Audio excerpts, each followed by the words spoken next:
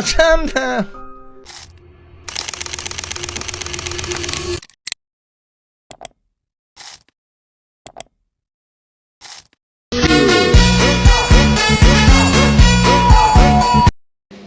Halo, Assalamualaikum warahmatullahi wabarakatuh.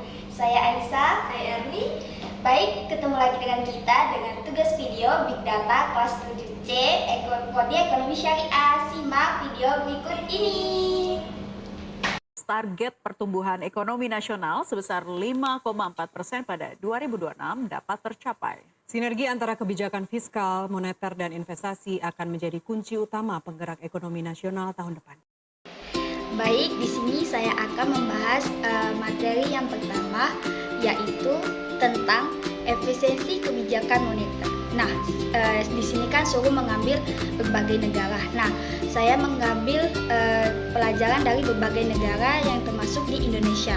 Nah, efisiensi kebijakan moneter menjadi salah satu topik penting dalam perdebatan ekonomi global, terutama di tengah ketidakpastian ekonomi dunia yang masih berlanjut.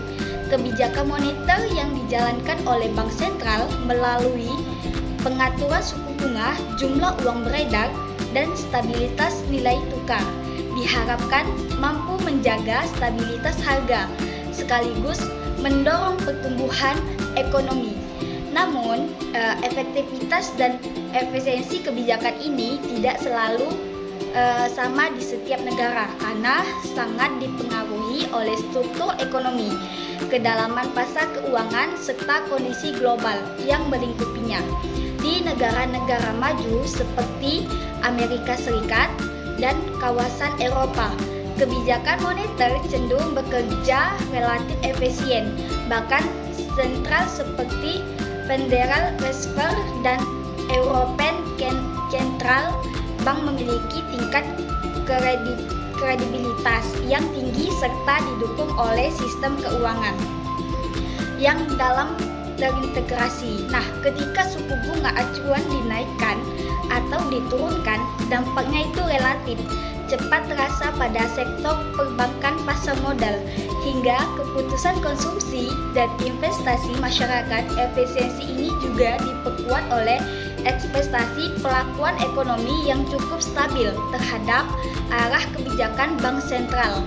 Namun, efisiensi tersebut tetap menghadapi tantangan di mana krisis keuangan global pada tahun 2008 dan pandemi pada COVID-19 menunjukkan bahwa bahkan negara maju pun harus mengandalkan kebijakan moneter non-konvensional seperti kuantitatif easing untuk menjaga perekonomian. Kebijakan ini efektif menahan kontraksi ekonomi, tetapi di sisi lain menimbulkan kekhawatiran baru seperti meningkatkan ketimpangan aset dan risiko inflasi jangka panjang.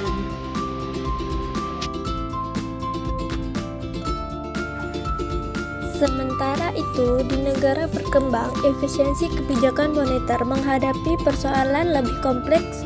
Indonesia sebagai salah satu negara berkembang dengan perekonomian terbesar di Asia Tenggara memberikan gambaran menarik mengenai tantangan tersebut. Bank Indonesia telah mengadopsi kerangka kebijakan moneter modern dengan fokus pada pengendalian inflasi dan stabilitas nilai tukar. Dalam beberapa tahun terakhir, inflasi relatif terjaga dan stabilitas makro cukup terkendali meskipun tekanan global meningkat. Namun, transmisi kebijakan moneter di Indonesia tidak selalu berjalan mulus. Perubahan suku bunga acuan sering kali tidak sepenuhnya diikuti oleh perubahan suku bunga kredit perbankan. Hal membuat dampak kebijakan moneter terhadap sektor real, khususnya UMKM dan sektor informal, menjadi terbatas. Struktur ekonomi yang masih didominasi perbankan serta akses pembiayaan yang belum merata menjadi satu penyebab rendahnya efisiensi tersebut. Selain faktor domestik, kebijakan moneter Indonesia juga sangat dipengaruhi oleh kondisi eksternal. Perubahan kebijakan moneter di negara maju, khususnya Amerika Serikat, sering mempengaruhi arus modal global. Ketika suku bunga global naik, Indonesia kerap dihadapkan pada dilema kebijakan menjaga stabilitas nilai tukar dan kenaikan suku bunga, atau mendorong pertumbuhan ekonomi domestik. Dengan kebijakan yang lebih longgar, situasi ini menunjukkan bahwa efisiensi kebijakan moneter di Indonesia tidak sepenuhnya berada dalam kendali domestik. Pengalaman negara berkembang lain seperti Brazil dan India menunjukkan pola kreatif serupa. Ketergantungan pada arus modal asing dan fluktuasi harga komoditas membuat kebijakan moneter harus berjalan ekstra hati-hati. Di sisi lain, China memiliki pendekatan yang berbeda dengan mengombinasikan kebijakan moneter dengan kontrol administratif yang kuat. Pendekatan ini memungkinkan transmisi kebijakan yang lebih langsung, tetapi menimbulkan pertanyaan terkait efisiensi pasar dan transparansi kebijakan dan konteks global. Perbedaan efisiensi kebijakan moneter antar negara menunjukkan bahwa tidak ada satu model kebijakan yang sepenuhnya ideal. Efisiensi kebijakan moneter sangat bergantung pada kesiapan struktur ekonomi, kedalaman pasar keuangan, serta kemampuan negara dalam menghadapi tekanan eksternal bagi Indonesia. Kebijakan moneter agar lebih berdampak pada transisi kebijakan moneter agar lebih dampak pada sektor real tanpa pengorbanan stabilitas makroekonomi. Dengan demikian, efisiensi kebijakan moneter tidak hanya dapat diukur dari keberhasilan menjaga inflasi atau stabilitas nilai tukar, tetapi juga dari sejauh mana kebijakan tersebut mampu mendorong pertumbuhan ekonomi yang inklusif dan berkelanjutan. Dalam dunia yang semakin terhubung, efektivitas kebijakan moneter suatu negara tidak lagi berdiri sendiri, melainkan menjadi bagian dari dinamika ekonomi global.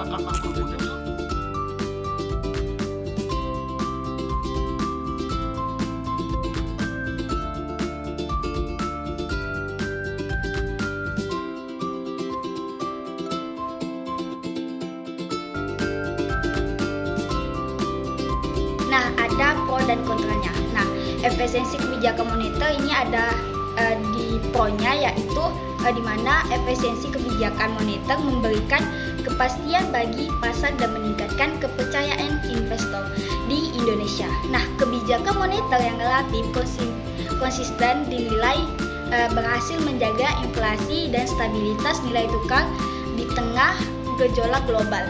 Stabilitas ini menjadi fondasi penting bagi pertumbuhan ekonomi jangka menengah.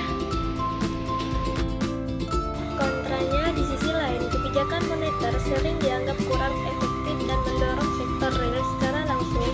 Dampak kebijakan suku bunga tidak merata, terutama bagi UMKM dan masyarakat berpendapatan rendah. Selain itu, ketergantungan pada kondisi global membuat ruang kebijakan moneter nasional menjadi terbatas dan rentan terhadap tekanan eksternal.